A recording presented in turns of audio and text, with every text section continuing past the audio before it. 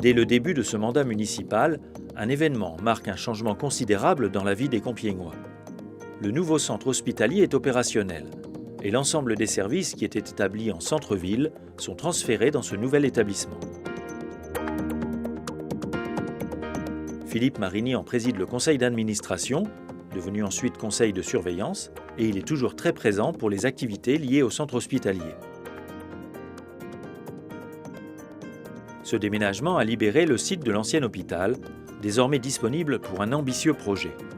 La création d'un nouveau quartier conjuguant qualité architecturale et mixité sociale en centre-ville.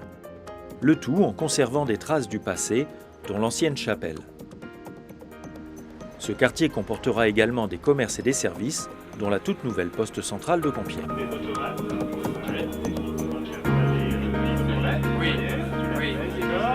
Voilà, et on vous dit le prix. Ce quartier des Capucins arrive naturellement sur la rue de l'Oise, qui est également remanié et paysagé. La même où quelques 15 ans plus tard débouchera le nouveau pont urbain de Compiègne, le Pont Neuf.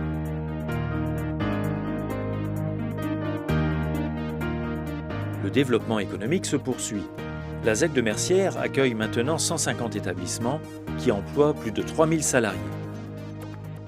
Nous avons la chance d'être ici à Compiègne, en un lieu stratégique, et les atouts dont nous disposons, il faut bien entendu que nous en tirions tout le parti nécessaire, que nous en tirions le parti maximum.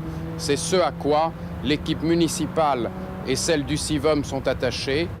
Dans un tout autre domaine, Philippe Marini va pouvoir féliciter des Compiègnois. Les rameurs du sport nautique se distinguent au JO.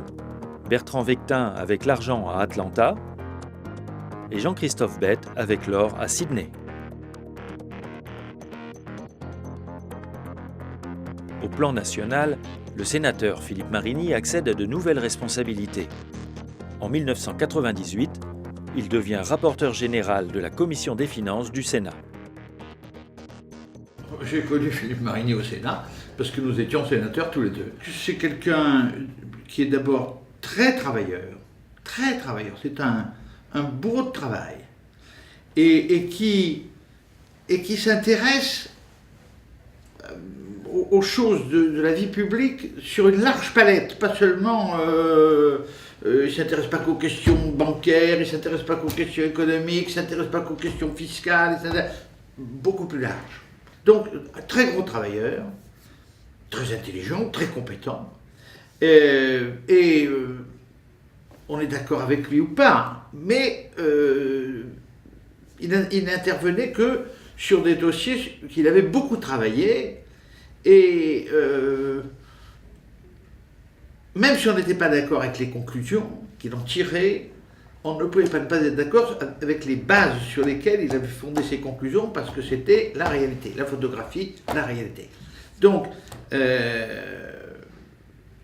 c'est quelqu'un de tout à fait estimable, qui a beaucoup apporté au Sénat, qui apporte beaucoup au Sénat, qui est dans la grande tradition d'ailleurs des grands présidents ou des grands rapporteurs généraux des commissions des finances depuis la Troisième République, et dont la personnalité marque fortement la Haute Assemblée. Il n'a pas bon caractère,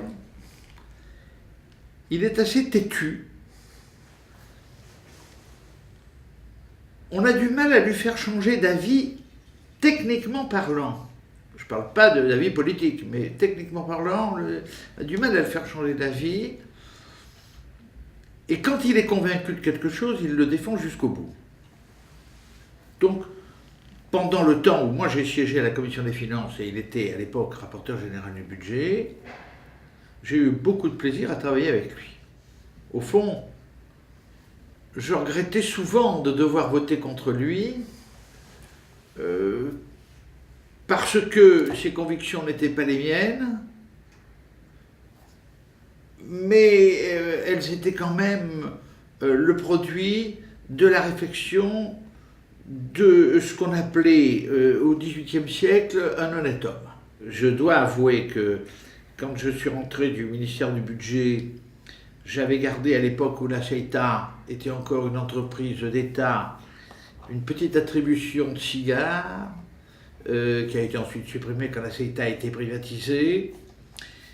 Mais il m'est arrivé de lui en faire profiter.